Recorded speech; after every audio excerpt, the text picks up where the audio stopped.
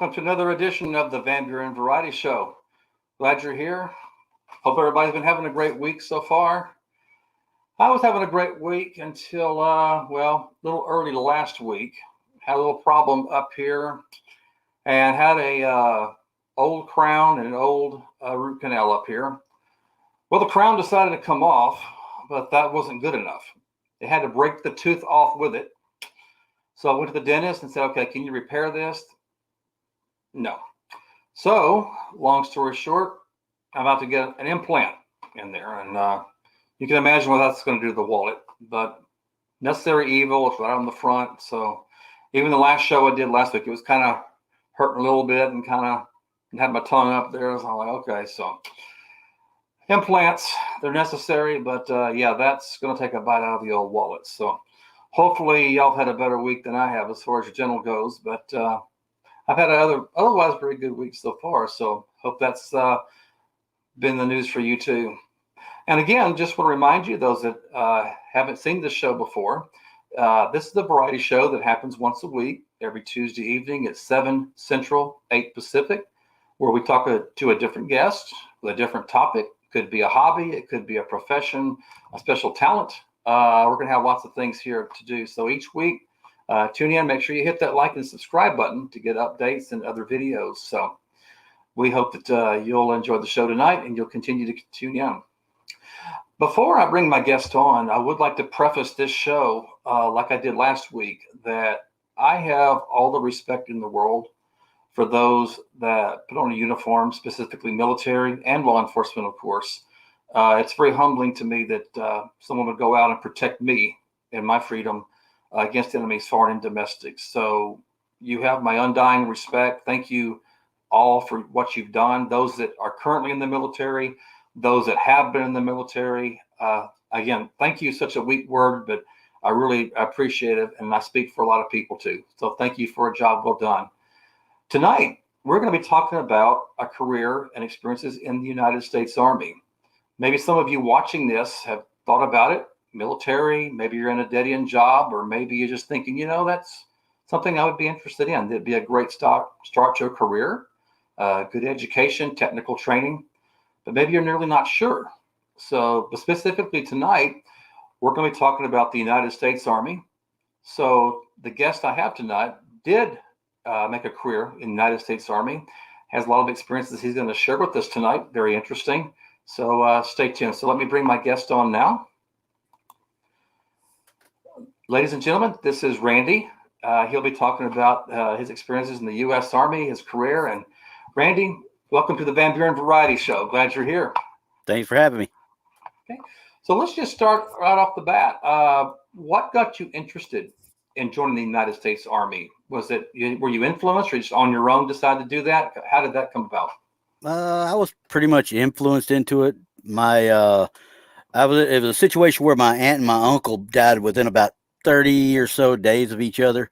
And this was in 89. And my cousin, who was in the Army at the time, he came back and worked the hometown recruiter area and stuff. And I was out of school because, I pretty much drank my way out of Angelo State. So, but I started talking to him and stuff. And then I did the ASVAB for the recruiters there. When I did it, I did such a good job on it. They were pretty much wetting themselves for me to try and join. So that's great. All right. Well, I started looking, and then I saw the chemicals field that they had, and I was like, that's right up my alley. Let's have some fun with that. So next thing I know, I'm signed up and away I go. That's awesome. So how long were you in the Army, Randy? 22 years. 22 years. Yep. Oh, yep. Wow. So you joined, I guess, like late 80s, early 90s until November 1st, 1989 is when I went to basic training. November 1st. So where was basic training? Where did you go for that? Fort McClellan, Alabama. Fort McClellan. As my drill sergeant would say, welcome to Fort McClellan, Alabama, nestled in the beautiful foothills of the Appalachian Mountains. You don't want to know what the rest he said. So. Oh, okay, yeah. This is a family show, so. Exactly. So when you went there from Fort McClellan, first of all, how long was boot camp? How long were you there? Well, basic training, and people don't get it, but the boot camp is actually the Marine Corps, where Oh, I'm everything saying it we're wrong. basic training. Basic We're training. basic Okay. training. Make sure I said So that right. Okay. How long was basic training then? Okay. most of us don't care that much. I just try to let everybody know, because you go up to a Marine and say basic, and they're going to look at you like, huh? So They I just might just let give people you know. one of these too, you know. Well, they might, because they might be thinking you're trying to call them an Army guy. But anyway, actual basic training is only 8 weeks. After that, I was in what's called one station unit training. So it was the 8 weeks of basic, and then we went right into our MOS, or our job training, and that was a grand total. I think I was there for 17 weeks. So how many people overall were in your basic training? The entire my platoon had 54 people in it. 54 people. The company had a little over 220. Oh, wow. So they at that time they pushed people through. I mean, you had 50, 60 people in a platoon, and 3 drill sergeants to handle all your training for all that time. So it's interesting. So basic training, they taught you all, the basics, how to shoot. By the numbers, I mean everything from a hand salute to how to march to how to do your facing movements to how there was even an actual block of instruction to drink water. So that's how basic. That's how basic they take it at that point. Now, I've heard stories. I don't know if this happened to you or not, but I mean, you can say yes or no. As a civilian, we see, sometimes it's Hollywood's version of that, but we've seen movies where, for example, one guy doesn't fold his blanket just right on his bed, and the drill sergeant comes in, decides to make a hurricane out of everybody's bed. Now, does that Hollywood, or is that really happening? Actually, Hollywood is they'll add to it, but yeah, it did happen. I don't know if it happens so much now as it did then, because we had open bays, and each section of the bay was separated by wall lockers. Come into the bay, very first section is all first squad, and second squad all the way back to fourth squad. So if one of those squads had somebody that didn't have a boot displayed properly, have their bunk displayed and made properly, or we had laundry bags. Laundry bags had to be tied a certain way on the end of the bunk. Okay.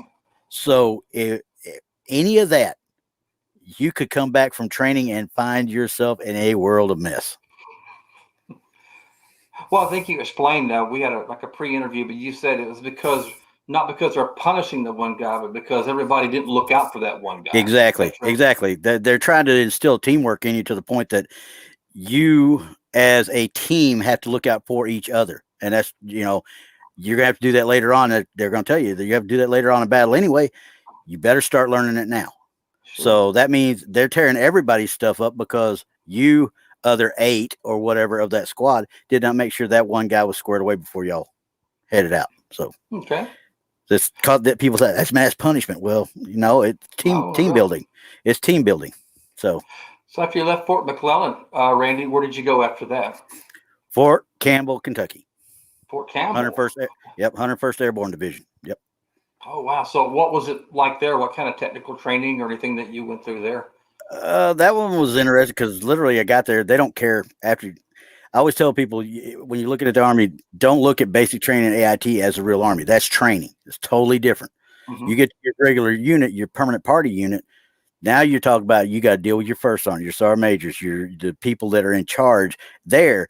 They don't care what you got taught there. They care about what they want right now.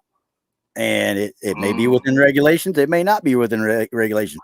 But if it ain't, and it ain't going to kill nobody, you might as well do it because they're going to make you do it. So sure. But, it's less stress. I mean, at that point, other than field problems where you're out for 30 days at a time, or you're learning how to jump out of aircraft, you're learning how to rappel out of helicopters, you're learning how to, do what we call stabo, which is essentially lock each other's arms and you hang under a helicopter as they take off, that kind of deal. If you're not doing that kind of stuff, it's essentially a 9-to-5 job. You get up in the morning, you go do PT at 6:30 in the morning. Most places, you do an hour of PT, you go home, you shower, you shave, you do everything else. Then at 9 o'clock, you're back for either. If you got a hardcore first sergeant, you have a formation at 6:30, then you have another formation at 9, and so forth to get the day started. But you go from 9 till about 4 to 4:30 usually, and usually you've got between 11:30 and 1 for lunch. So it's really less than a normal job, depending on what you're doing. Well, during your training, just can you name off some of the weapons that you were trained on? What you used? Oh, well, let's Just see. At that time, it was the M1911, which is the 45 caliber handgun. We mhm. also had we had the M16. I did the M16A1, A2. The later on, of course, the M4s came in. We had the M2 50 caliber machine guns. I was trained later also on the Mark 19 40 millimeter grenade launching machine gun.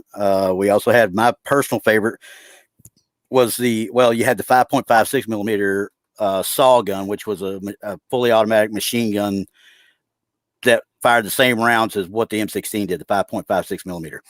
It's a NATO round. But then you get to the M60. At that time, the M60 was the 7.62 millimeter round. And that was where you started having some real fun when you started dealing with those. Because you had the M60 at that time, and then later on it became the M240 Bravo, which replaced it because of the just normal, not wear and tear, I should say, but normal advancements in technology and stuff. It was easier to clean. It was easier to tear apart. It was easier to change out the barrel, because after you put a certain amount of rounds downrange in a barrel, you have to switch barrels all the time. So that became a drill as well. You have to learn how to do that, and that's why. And all those, the Mark 19, the M250 cal, the M240 and M60, they're all what they call crew serve weapons. You have an assistant gunner that keeps maintaining weapons and stuff, or bullets and belts to you at all times. I see. Oh wow! What was your personal favorite weapon of all the ones you used there? The M2, the 50 cal. We called it the Ma Deuce for a reason. That baby, you start rocking and rolling with that, people are going to let you know about it real quick. Oh wow! Did you have any kind of you said rifle, but like any bayonet training too? I've heard about that. Oh yeah, we had bayonet training. The only time we ever did bayonet training though was in basic. You never fixed bayonets, because that was an old. Quite frankly, it was an older style of warfare that was on its way out when I came in. Obviously, everything was starting to go to the more, hey, hit them from a distance type thing. At that point, we still put boots on the ground, but we didn't go in fighting hand to hand like that. So sure, until 2003, and we started clearing people out of Iraq, and having to go door to door and do close quarter stuff. So sure, absolutely. What now? Well, you said you were there 22 years. Yep. What rank did you get to in those 22 I retired years? as a sergeant first class, E7. E7. What? Mm-hmm. Okay, I know there's a lot of training that goes along, but how does one in the Army get to an E7? Like special training, experience? How would you describe that? Well, it's a lot of process, actually, especially when you're dealing with going from the lower enlisted on up. E134 is considered a lower enlisted, which is in the Army, it's a private. There's two versions of private, a private E2, PFC, which is an E3, and then you got a specialist, which is an E4. Every once in a while, you'll see a corporal, which is nothing but a specialist that's in an NCO slot, shall we say. Say it's supposed to be a squad leader or whatever. He could be laterally promoted. He still gets the same pay as a specialist, but he's going to have leadership duties is what he's going to have. Hey, Kathleen, but once they get through that, that's, like I said, that's the company commander's call. And they sit down with the first sergeant and the platoon sergeants and everybody, and they make up their mind which ones they want to promote depending on how many slots they get that month. So once they do that, at E4, you start looking at what's called promotion boards. And promotion boards, that means you're going to get points for your promotion based on how good you do on your PT test, how well you shoot, how many correspondence courses you did, how much college you have. Now, correspondence courses at college are two totally different animals. Correspondence courses have nothing to do with online schooling or anything. They're actual military identified courses to teach you about different bits of the Army and different bits of military in general. Like for example, one of my correspondence courses, even though I was a chemical guy and I took care of gas masks and making sure people could breathe in a contaminated environment, I had to take a course that taught communication. So I had to learn how to do, because it was the most work, but it also yielded the most points because it's one of the biggest correspondence courses there were. So I took that, passed it, and that gave me a full knowledge of everything communications related that company had. I mean, I'm talking about every kind of radio that was in every vehicle or on anybody's back. I knew everything about it by that point. So that's where they learn that kind of stuff, and they build points up for the promotion on it. Get a whole bunch of correspondence courses, get a whole bunch of college courses, and then you got a commander that would award up to 200 points based off of how well he thought about you, which 99% of the time at that time is automatic. Commander's going to give you 100 or 200 points. No big deal. Okay. It's all the first one. First one puts you up in front of somebody. I had a sergeant major because when you go to this board that's going to give you another 200 points toward your promotion, your board to make sergeant, you have a sponsor, which is an NCO. He leads you in, and you're sitting in front of a command sergeant major of the battalion, along with a whole bunch of first sergeants. And all they're there to do is ask you questions and drill you to death, and try to make you trip up, try to make you do anything that's gonna mess with your head. Yeah. So you go through that, and that's the same thing to make E5 and to make E6. So sergeants have to do the same thing. So once it's those a combination of things. It's really a combination of a lot of things. You got to. They call it the total soldier concept, is what they called it. Oh wow! So and it changed. It changed over the years. You know, they adapted here, they pushed there. At one time, like I said, I think I talked to you earlier about what they called the skills qualification tests. Oh yeah. In the old days, they used to have to take that, and that would add 200 points to your score as well.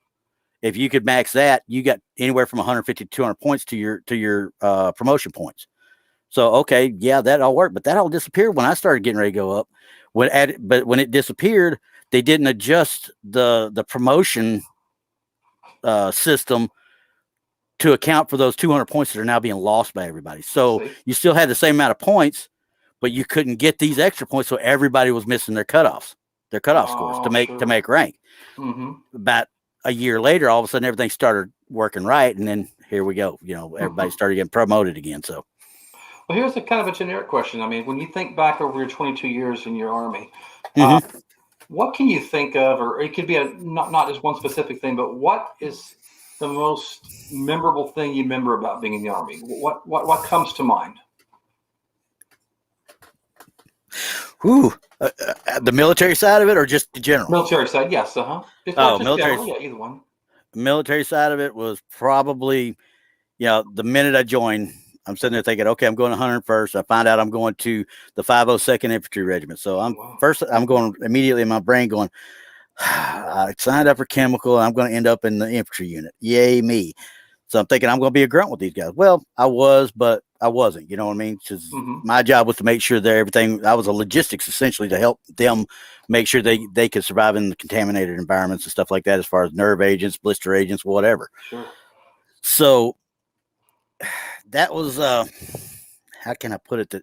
I'm trying to censor myself as I go along. The old Army kicks in, and I'm like, have to watch a lot of camaraderie there. It's like you had a lot of camaraderie with you. Yes, very much so. I mean, because, everybody talks about, I don't want to be part of it. And this is most military guys, them dumb grunts, these dumb, I'm going to tell you right now, a lot of those infantrymen were smarter than most of the guys I had in my MOS. Oh, wow. Because they were most of them got bachelors within their first 2 years of being in the military. 90% of those guys got bachelors that quick because it was so easy to do. Problem was, people like me had to pick up all the slack on all the taskings and stuff so they could go to college. I had to make sure everything else was going on. Sure. So, but I don't hold it against them because that's what they needed to do. Because in that MOS, let's say it was 11 Bravo at the time, and I don't know, I'm pretty sure it still is. But for them to do what they do, people like, oh, you got to be no.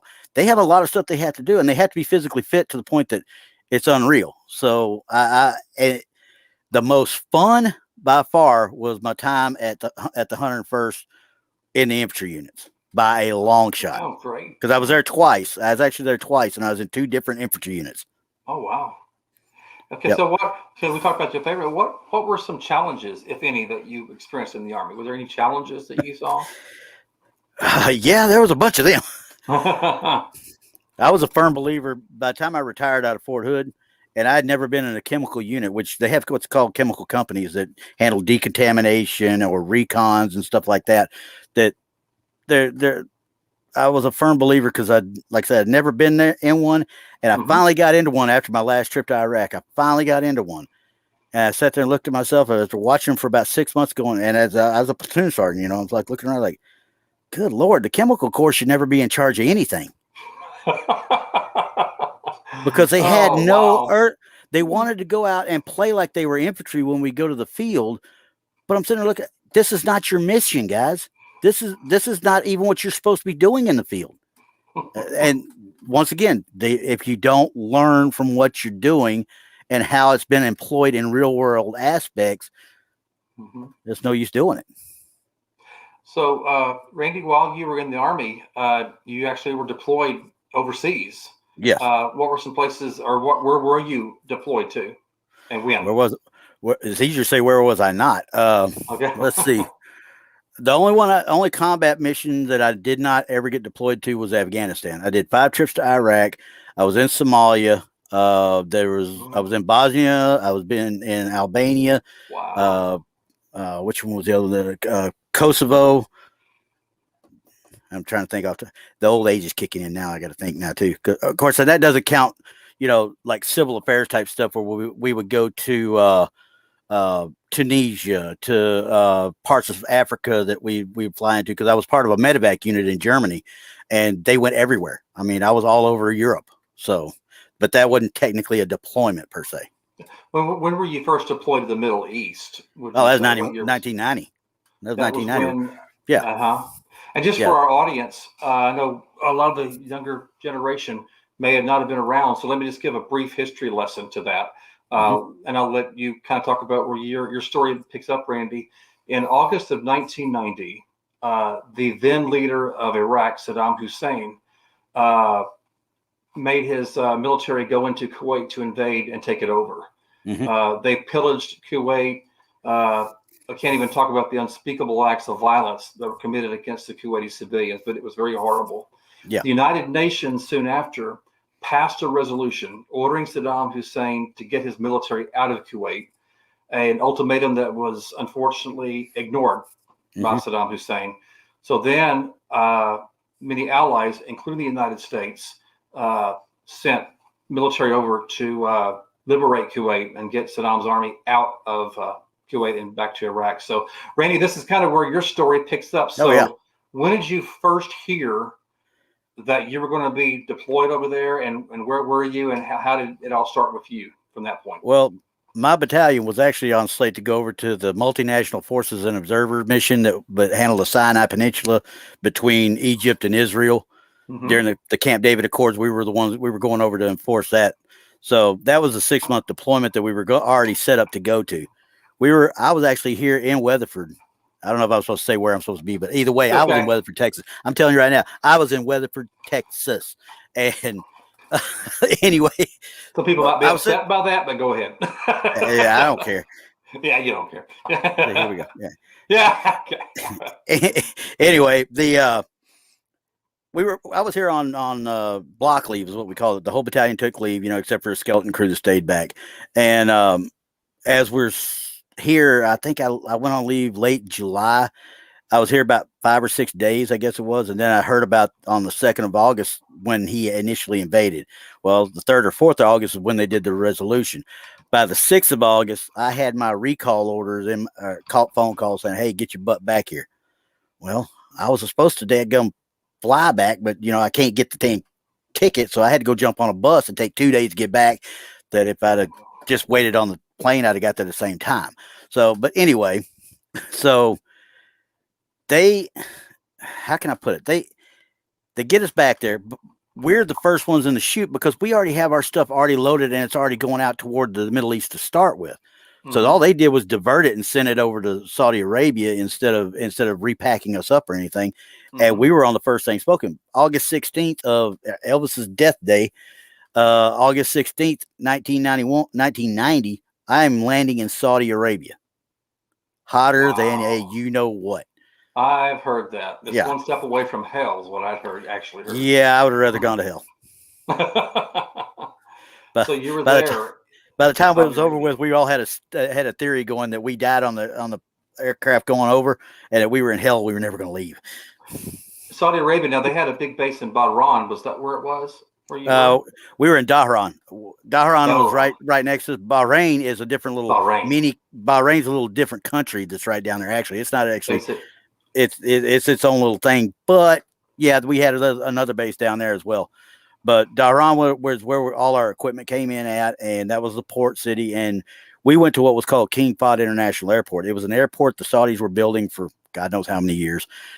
Wasn't complete, but they had runways in. So that's where they stuck all the 101st Aviation assets. So all them went in there, and all the infantry units went out what's called a tent city. We call it Camp Eagle 2, which So you actually went to Iraq. I mean, during withdrawal or when Saddam Hussein? Oh no, we went up later, but this is just the initial getting into Saudi. The initial, okay. Yeah, this is just getting into Saudi Arabia, because we sat there from August until January of 91 before we moved anywhere out of there. We did what we call field problems. We go out to a place north of there that had a little oasis at it, and we did desert maneuvers and training out there. But other than that, no, we that's where we were sitting the whole time. So. Wow, it was a bad situation. Of course, history shows that we did get Saddam Hussein to remove his troops out of Kuwait. Yeah, Kuwait. I think they went a little bit faster than they wanted to sometimes. Yeah. So I don't remember how long did that take actually. I mean, once we started engaging Iraq, was it a month or two? It was. Well, it wasn't even, as far as ground war goes, it wasn't even that. But as far as the actual start from the minute where they started the air war, that was January 17th of 91, I believe. 91, yes. And if I'm not mistaken, we were done and had a ceasefire we didn't go into Iraq until early February, probably about the 8th or 9th, I think is what it was when we went in. Initial G-Day was, I think, February 6th. That was the first bit of the ground war, I think. But I could be a little off. But anyway, it was about a month of air war. Then they went into ground war. By the end of February, first part of March, there was a ceasefire in place. So yeah, it was pretty quick. Yeah. But unfortunately, it didn't last. In 2003, we had the upheaval again over there. So ladies and gentlemen, Randy has shared a lot of his personal photos of his service over there. So what I thought I would do is I'm just going to bring some photos up, and then he can tell us kind of what's going on, when did it happen, and of course we'll tell us, ask him more questions as we go. So if you have any questions for Randy, please hit the comment section, and we'll get those answers for you. So okay, Randy, let me just pull one up random here. Let's see what's going on here. Okay, that was, I think it was, if I remember right, that was 2009. Actually, that was in Mosul, Iraq. Okay. That gentleman beside me down there is one of our captains. He was with us on what was called a MIT team, a military transition team. We were there to train and help hand over to the national police teams that were there. So we were actually doing work. We were training. I say training. We were doing tests and checking out our equipment, which that was what's called an MRAP right there. It's a mine-resistant vehicle that we used at the time. This was before the initial kind of drawback at one point where they essentially we could not take those into cities any longer. We could only have them out in the outskirts. So we went to up-armored Humvees after that. I see. Interesting. And see, I was up in that turret right there because I was the lead gunner on the first truck. I was the one that was actually having to spot the crud, before we run into it. So, how many people could that vehicle hold? Oh Lord. Well, you had your driver, your TC, which is what we call the tank commander, or the guy that is in charge of the vehicle. He's in the right seat. You had the driver, me. We had probably another one back behind us, depending on what the day was. But that vehicle could carry, I think it was 10 at the time. Oh wow! Okay. So we could carry it. It was no small vehicle. It was no small vehicle at all. Okay.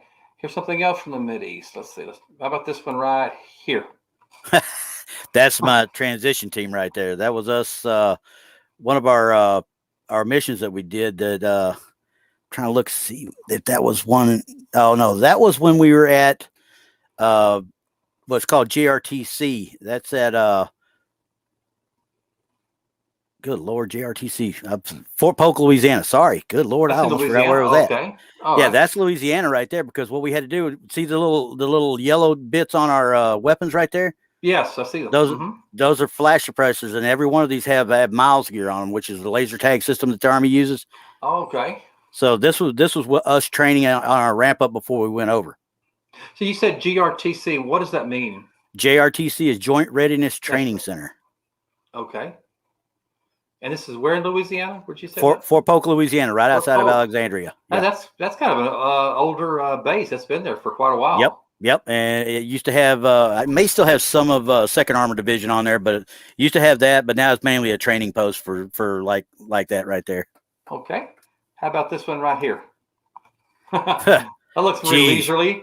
Whoo, Lord. No, that's after a day of walking around. That's actually probably 1990, probably 95, 96 time frame.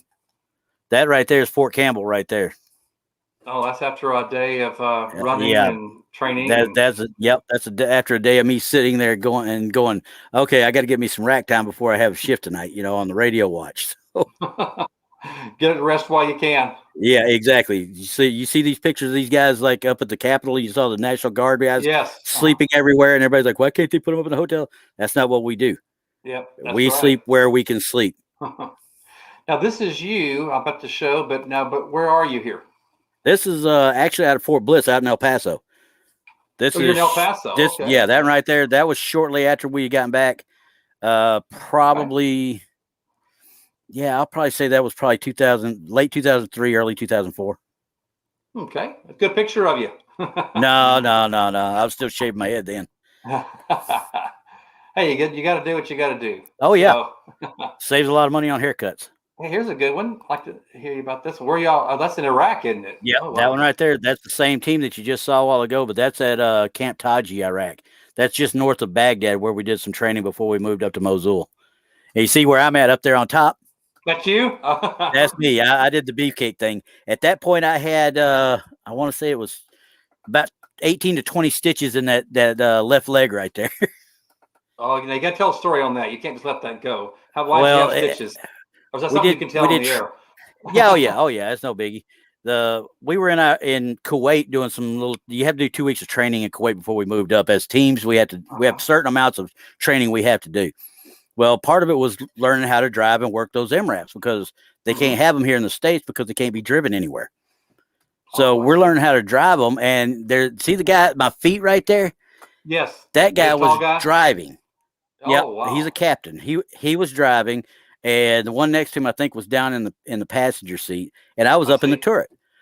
Well, during this training of it, they had make sure that you have to be completely harnessed in and hooked in and all this other stuff. Problem is they didn't look at them and make sure they worked.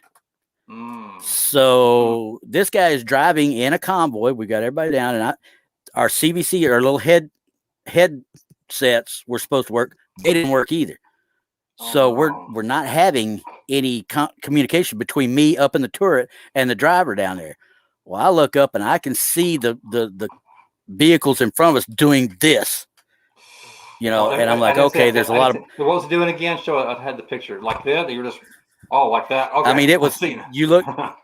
Think about going behind a bobtail truck and you see the rear end of it start hitting bumps, and so I grab like this and I yell down. I'm yelling because I can't get him on the thing.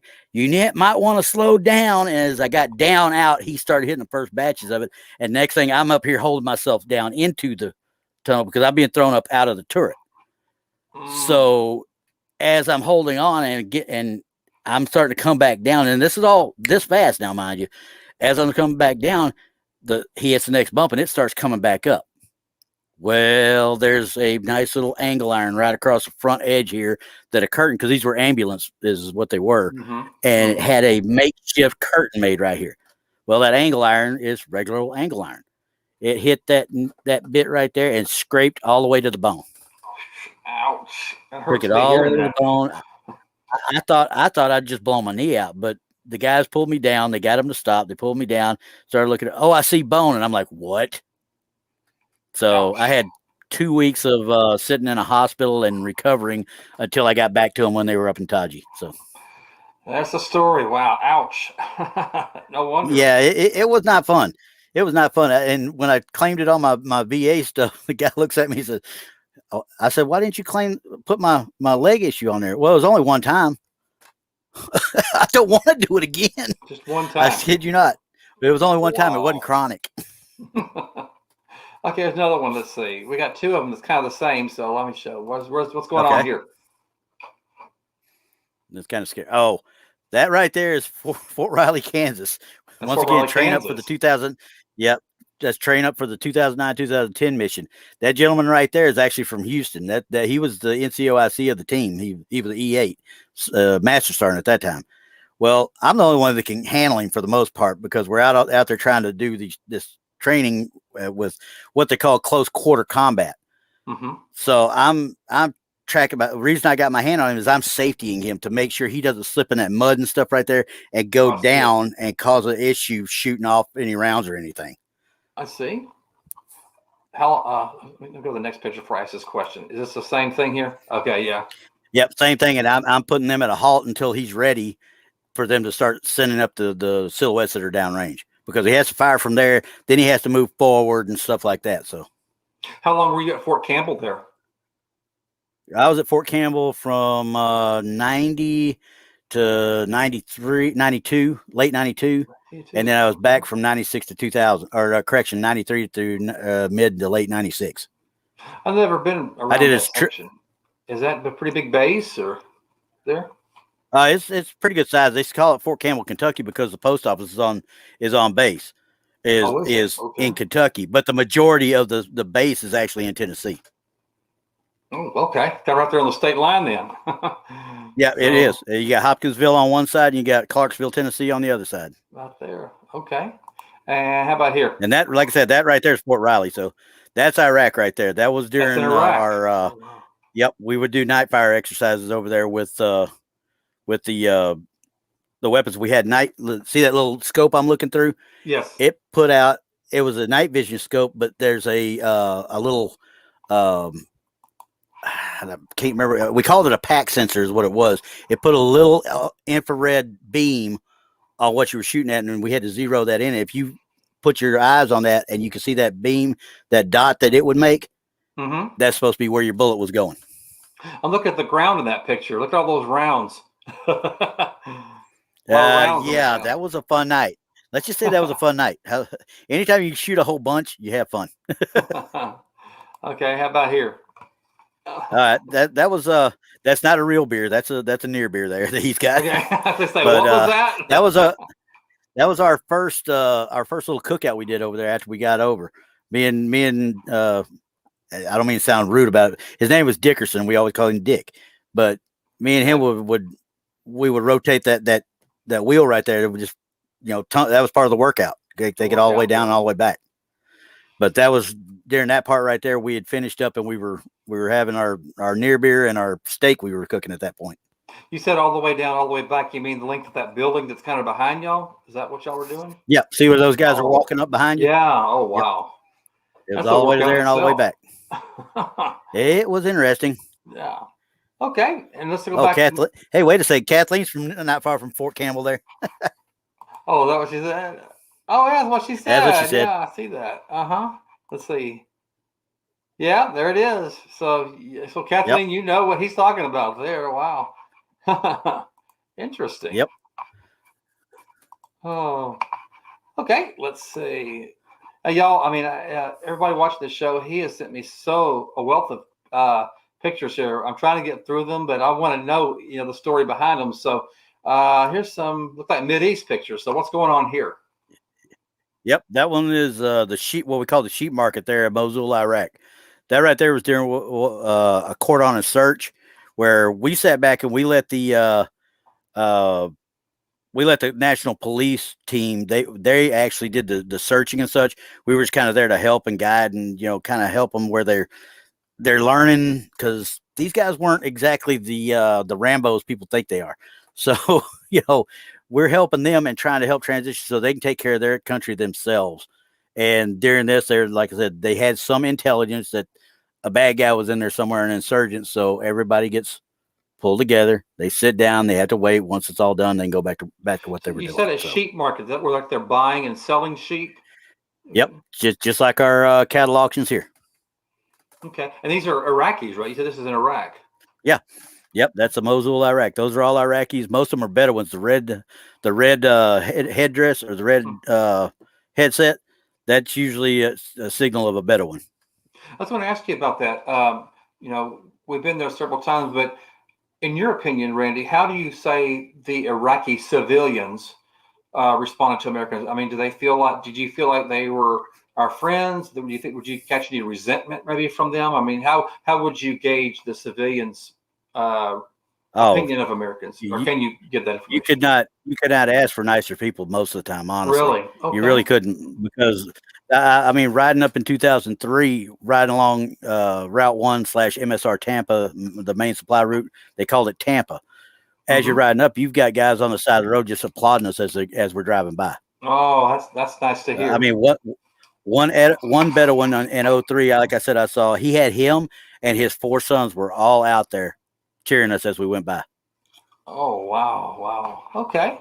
I mean, and once you talk to them, I mean, you'll realize they're all not like the I hate to say it like this, but it's because it sounds bad, but the younger ones are the world's worst of them, because they're the ones who want you to give them everything. You know what I mean? I see. Hand it over, right? These guys, yeah, they just want whatever you got. They don't care what it is. These guys right here wouldn't ask you for a thing. They come up, shake your hand, and they actually offer you food. Oh, wow. That's awesome. Good to hear. Okay. Here's another one. Where's this at? Is this same place? That's just, same place. I'm just taking the picture from up in my turret. So, okay. And here's maybe that. Well, that's somewhere else. Same. Like. Oh, it is? It's the same place. I was just looking, like I said, I was trying to go around the area there, but that's the same place. That's Mosul, Iraq right there. Was that used to be a castle? I'm not sure what that wall is. Is that just part of the city walls? Or? That's just part of their house that they had there. Okay. And that's the outskirts, obviously. It's not the main part of Mosul, but yeah. And then here's I guess the same place here too. Yep, sure is. That must have been a very big sheep marketplace. That's all they were selling, is sheep. It is. Well, that was the full province area. You know, people come from miles around it to trade there. I see. Okay, so it wasn't just sheep. There were probably other things too, then, correct? Or was it just sheep? Maybe there was something like over to the right there. You see what looks like little shanties off to the right there. Yes, I see. There might have been some sort of bazaar in that area, but I don't remember there being one. But I just remember the sheep and the smell. Oh, I'm sure. Here's another one. Yep, same thing. And that, like I said, you point that way. You see the black smoke coming up right there. Yes, I do. That right there, if I'm not mistaken, if I remember right, there was an IED that was taken out by an IED, which is an improvised device that, the roadside bombs that they use all the time. Oh, wow. That one, I believe, if I remember right, that was where the guys at EOD in the EOD had actually detonated one off. Oh, wow. Right there. Yeah. Well, they did it on purpose just to get it out of there. So sure. Absolutely. Okay. And then here's this one. Oh, it's the same place again. Is it? Yes. Yep. Same place. So I did a bunch of them right there because that was one of the few times. Yeah, they're all civilians. And these guys right there in the middle, those are all the National Police guys. Oh, is that there? Oh, really? Okay. All right. Yeah, those are Iraqi National Police right there. There's hundreds of people out there in that market, looks like, just sitting down. Yep. It's a big spectacular. Well, it was when you stop them and make them all sit down anyway. Yeah. Okay, then let's see. Let's try this one here. This Iraq as well. Yep, that's 2003. That was golly, that was one of my lieutenants right there from my shop. I was in a Patriot unit at that time. Wow, I bet you now in Iraq, I've always heard there's like these dust storms. Were you in one there, and how bad was it? How many? Yeah. You can see the hand in front of your face on some of them. Wow. After that picture right there, to be exact, we went up. I don't know if you remember the 505th or whatever, the issue with that they got into the wrong area and got shot up real bad, and that Jessica Lynch, I think was her name. That. Yes. Yeah. Well, they were up around Nasiriyah, and we were pulling up in behind them. We were probably there not even a day after it actually the initial stuff had happened. Mm-hmm. And as we're pulling in, we're setting up, a storm rolls in, a sandstorm rolls in. I am literally digging individual, scraping the top of the ground, fighting positions with a backhoe. I kid you not. They had an engineer thing with it looks like a bobcat almost, but it's got a backhoe attachment to it. So I'm sitting there. I'm up in the front seat running the backhoe, and I got another guy behind me that's actually doing the driving for me. We are covered in dust, and we've got the goggles and the face mask, not face mask, but the covering over our face so we can breathe. And I'm digging out the entire perimeter, and in the middle of it, they're saying, "Hey, the Iraqi army's heading this way." Oh, crap, here we go again. So we're just literally digging as fast as we can to get out of there. But they couldn't have got to us because they couldn't have seen us. Couldn't see 10 feet in front of you. You really couldn't. Okay. How about this one right here? That's the same team at the end of the tour. That's all the NCOs that are on the team. It's like a little diploma that they got there. Well, that's everybody getting their end of tour awards. Oh, that's right there in Iraq as well. Wow. Yep, that's in Mosul right there. Mosul. What they call fob diamondback at that time. And there was a lot of heavy fighting sporadically there too. We all heard that on the news back here. So wow. Yep. How big would you say it was? I mean, was it a huge town? Is it a city, or what would you say overall? Just the town probably itself? I'd say at least 750,000. Oh wow! It was not a small town. So that's why we've heard so much about it then over here in the news press. Yep. Wow. Okay, and then here. That would be the brigade commander that came down and gave us our awards. See, I'm getting your awards. How many people were there? I could have counted in the picture. Is this everybody There's here? 6 there, and then you got like 6 officers after that too. After that, wow. Yep, that was just the NCOs. Okay, and then let's see. What you doing there, Randy? Well, I'm smoking, obviously, but no, we were prepping for a mission. That was our little outdoor screened-in porch. We had it on the building that we had. We had it built so that way we could sit out there, smoke, and do whatever we wanted to do. BS. But that patch right there was the national police patch for that area, and we would wear that along with them to show that we were supporting them and stuff. But we were just prepping for a mission that night. Well, you're over there, Randy. Did you have to, or were you required, or did you have the opportunity to learn like basic the Iraqi language? Oh yeah, I've learned that a lot through the years. So just to communicate. So yeah, I mean, because you're sitting there. I mean, you don't want to walk up to the hi. I go up and I gave them their traditional greeting. Assalamu alaikum, alaikum salam. That's the proper greeting to an Arab of any kind, pretty much. Unless you talk about the Iranians or the Afghans, and you're talking about Iranians, they're more of a Persian dialect, whereas Afghans are Farsi. So it just depends on where you're at is how you come into them. So you see. Okay, how about this one right here? I don't think we've showed this one yet. Yep, you showed that one. In our pre-interview. I'm still ugly, I admit it. Yeah, well, we did that in our pre-interview. I don't know if we showed it on the show yet. Oh, did we? Yeah. Huh? Oh, okay. Never mind then. So for our audience, yeah, that was 2003. Yeah, that was in 2003 during the initial invasion. That lieutenant right there, she came to us. I want to say it was right as we were going in, just before we went into Iraq, and she just fell right in. She was one of them. You have good officers, you have bad officers. You got officers that come right in and think they know everything, but you got good officers, which I was lucky I always had, that they come in, they listen, and they learn before they started just spouting off crazy stuff. So she was really good over there. So, and shortly after we got back, she ended up getting out because, like, I think she got pregnant. She wanted to have a family and everything, and her husband and her were young, and they wanted to do their own thing. So. Well, one thing, I didn't know if you had the opportunity over there, but we heard about a lot of the Army people that were in Iraq that either they were entered or at least they saw one of Saddam Hussein's multiple castles. Did you see anything like that over there? Any of his houses? Oh, yeah. Baghdad. I saw the one in Baghdad, and you walk in and it's like marble from floor to ceiling. You're like, oh my God, you walk in and you think it's just because you don't know it until you walk in it, because the outside just looks like normal. Okay, it looks like a palace, yes, but it looks as dreary as everything else. But you walk in and it is spit shine clean. I mean, you can eat off the floor, no problems. Basically, Saddam Hussein was living like that while his people were starving. Basically. Oh yeah. Or he's killing them, one of the two.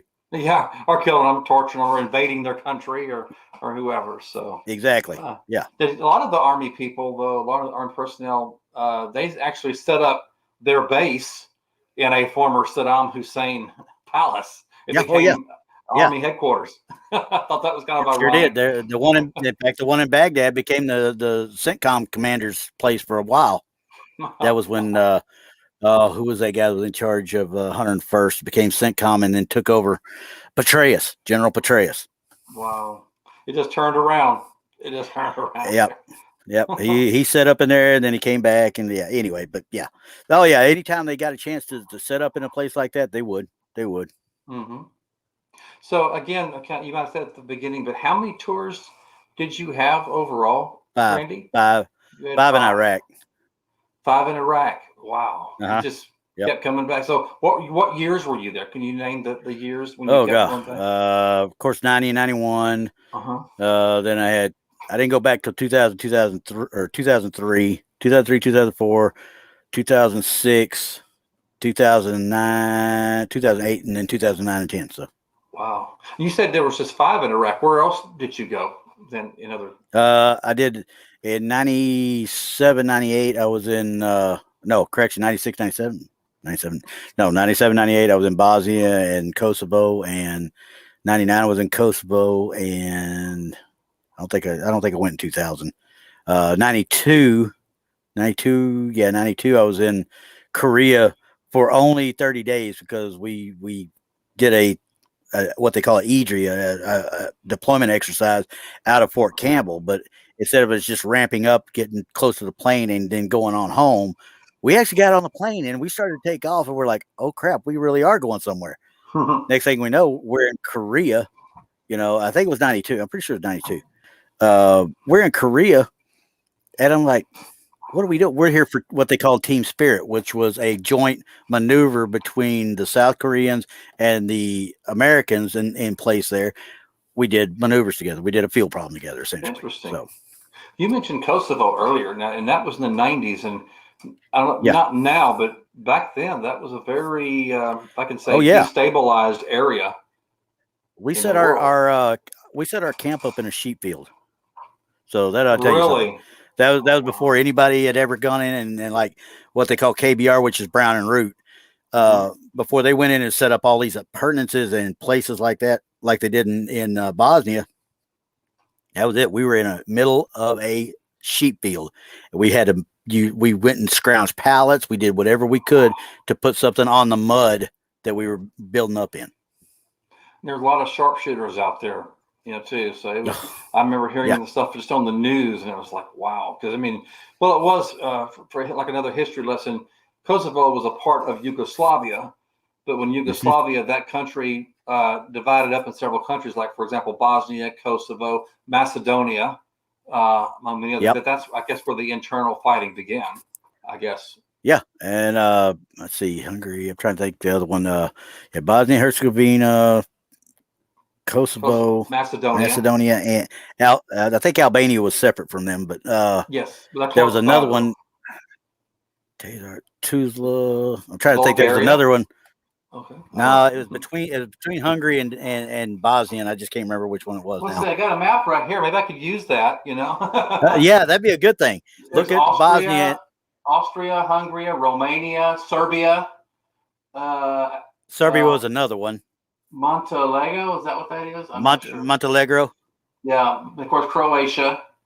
Croatia, that's the one I'm trying to think of. That's what you're talking about. I knew we'd get it eventually. This map came in handy after all. Because we'd have to travel through Croatia, driving the vehicles down to Bosnia. So interesting. Well, let me ask you this, Randy. There might be a young person watching this right now.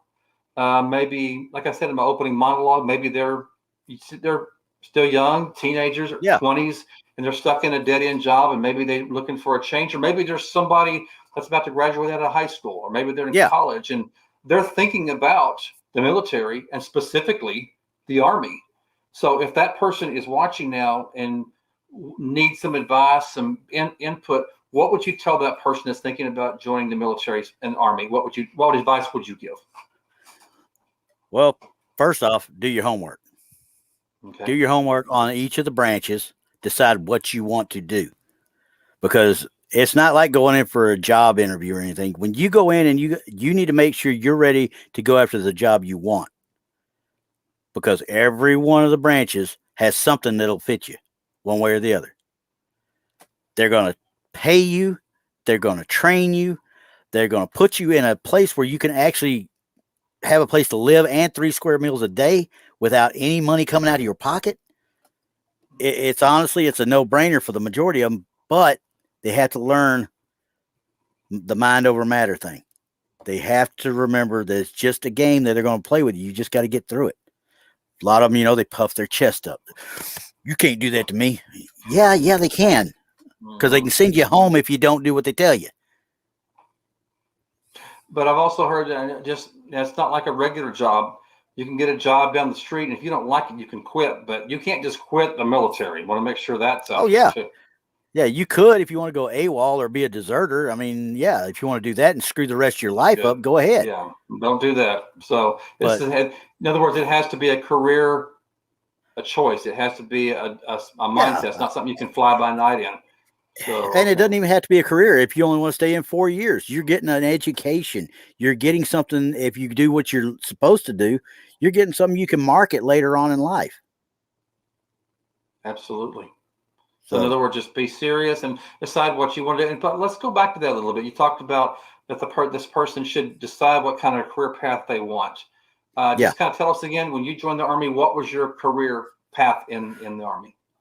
Well, while I was at Angelo State, I double majored in physics and chemistry. So I was already a science geek from the get-go, and Tex can vouch for that. He knew I was a science geek from the get-go. That's good. But I've always been a science geek. I've always been, and the minute I saw that there was something chemical related, I was like, let me see what I can do with this, because then I started looking into it further and how I could get into the nerve agents and the blister agents and stuff like that. I mean, I learned so much about how these agents work on the blood in the system and how it does things it does. I'm like, and I learned it from a surgeon who explained it exactly how it works in the blood, and that was after all my training. He was at Fort Campbell, actually. He was our brigade surgeon when we went to Iraq the first time. But he taught me more about what chemical agents do than anybody did. But either way, it was, like I said, it was more of a science side of it than any of the others. I probably could have gone aviation or something like that, but I don't like flying. I hate flying. Now, I was given a question, not in the chat, but it's something we want to talk about. We talked about it in our pre-interview. Is a young person had asked me in a military that he says he has a record. He didn't explain if it was a felony or a misdemeanor, but he does have a criminal record. But he's still interested in joining the military. So what in your opinion, should he look at? Like if it's a felony, a misdemeanor, or whatever? Well, and I don't know how it is now, but I know, like I said, when I recruited in 2001 timeframe in Clovis, New Mexico, felonies, forget it. It's almost impossible at that point. So I don't know what it's like now.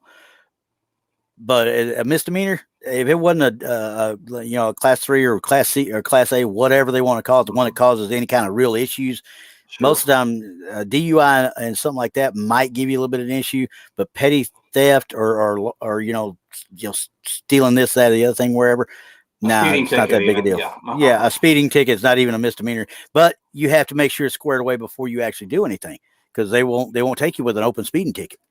So, I mean, and you've heard the old stories. I don't know if everybody's heard, but you've heard the old stories where the recruiter would go into a courtroom and the judge would look at the recruiter and give him a thumbs up or thumbs down whether or not this guy was going to jail or going in the Army.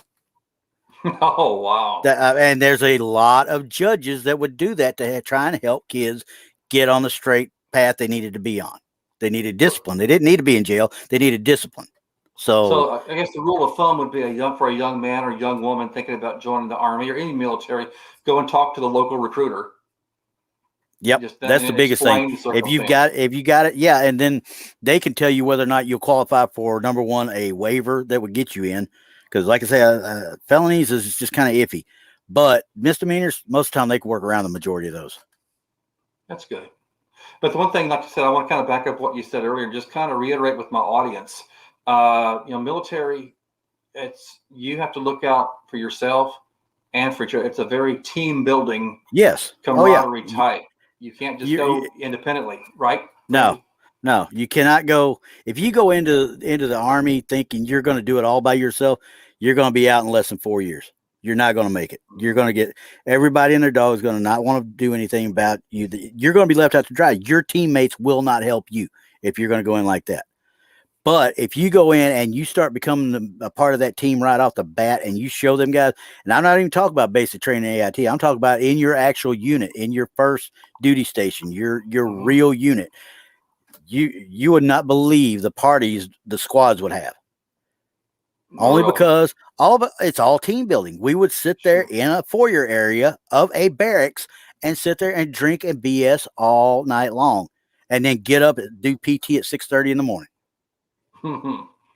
So you all have to think alike, and of course, most importantly, you have to look out for each other. Because when if I can just say, as you know more than I do, Randy, that you're training, but when you're out in a war zone, you're depending on everybody to look out for themselves and for each other. Yep, exactly.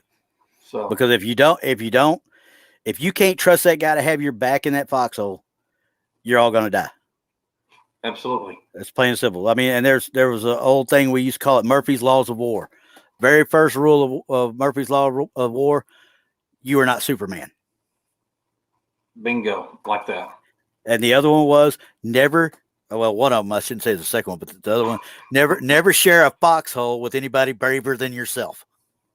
Oh, that's a good one. I like that one. Yeah. So. Well, there's one more picture I didn't share, so I'd like to get your opinion on this one. You know what's coming. I don't know. I probably do. You do. So tell us about whatever happened to this guy right here. Oh, Lord. Let's see. That was my DA photo from probably 2008 time frame, I guess it was. Because that patch on the left side was my unit up in D.C. at the time at Fort Belvoir. Yeah, that's when I said that they do stuff after you get past E6 and you start doing the DA centralized boards where, I told you that the battalion commander works the boards and stuff and you get promotion points and all that for E5 and E6. Well, once you get to E7, which is what that is right there, you start doing pictures like this. It all goes up to your corps or your branch of military, which mine was a chemical branch. It goes up to the branch and they look at this and they look at that picture right there. They look to see if you look fat. They look to see if all your awards are right because they will sit there with that picture. The old days, they had an actual picture in their hands and they would sit there with a magnifying glass and look at every one of your awards to make sure their spacings are right and everything else. This, they could do it when it get digital. They could just go in and zoom it up on the computer and do it that way. But we had people that would go in and, like, if you had a little shadow here around the midriff or whatever, they go in and brush that out for you. And while we're I didn't have that though. While we're on the subject, Randy, looking at this picture on your left sleeve, tell us what those stripes mean, just for our civilian population that don't know. What is that? Those stripes right there are hash marks. Those are just for every 3 years of service. Every 3. So at that point, I was in 3 years. 18 years at that point. I was over 18 at that point. Okay. I know it's kind of hard to see from here. We can't really zoom in, but the medals on the left side of your uniform, on your chest there. Can you explain any of those in there that you can see? Let's see. The lower ones. Mm-hmm. I can tell you the lower ones are the first two we're going from right to left, though. We're not going left to right because it'd be different. From right to left, the lower ones are the 2 Kuwaiti liberation medals from Saudi Arabia and from Kuwait. The blue one is I want to say that one was I can't remember off the top of my head. I'm going to think of it in a minute. That's okay. Then the next one you're dealing with the overseas ribbon is the next one up on the right, and then you got the Army Service Ribbon in the middle, and then you start in good conduct medals, and then you got Army Achievement medals. There's a Southwest Asia Defense Medal. There's a National Defense Ribbon up there. There's the Army Commendation medals up there, and then NCO development ribbons are as well on there as different phases. Like that one probably has a 3 on it because we did 3 of them.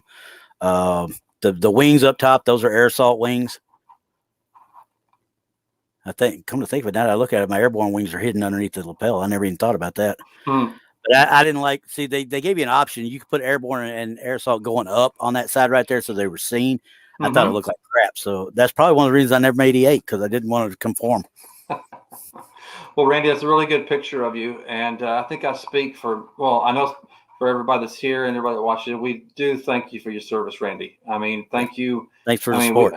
I told you before, I mean, I talked to a little military that's watching it. Thank you is kind of in my opinion, for what you've sacrificed. Thank you is such a weak word, but it is bottom of my heart. I'm very humble. It is what it very is. Appreciative.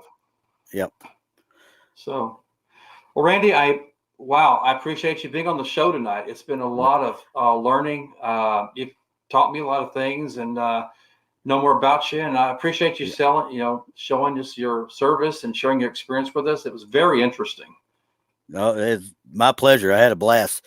Gives me something to do, and then I don't have to listen to text whine later. So, yeah. Well, hey, you hear whining, but you ought to hear when he's on his show. I get quote, and I'll just make this very brief. Bob, don't interfere with the show. That's what. Well, tell him the same thing. He's over there talk about a freeze warning and crud. I'm like, ain't gonna freeze. So. Well, anyway, Randy, again, welcome. Thank you for being here on the Van Buren Variety Show, and hope you have a great week, sir. Oh, yeah. Next time it's on Galaga. Okay. See you later. And ladies and gentlemen, that's going to do it for this episode of the Van Buren Variety Show. I'm Bob Van Buren, your host. Very glad you tuned in, but just keep in mind that every Tuesday evening, I have a different guest with a different topic. That happens live every Tuesday evening at 7 p.m. Central and 8 p.m. Eastern.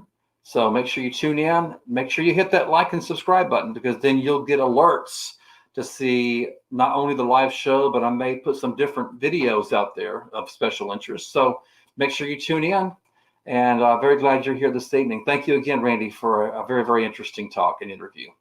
And that's going to do it for tonight for the Van Buren Variety Show, everyone. I hope you have a great evening. Good night.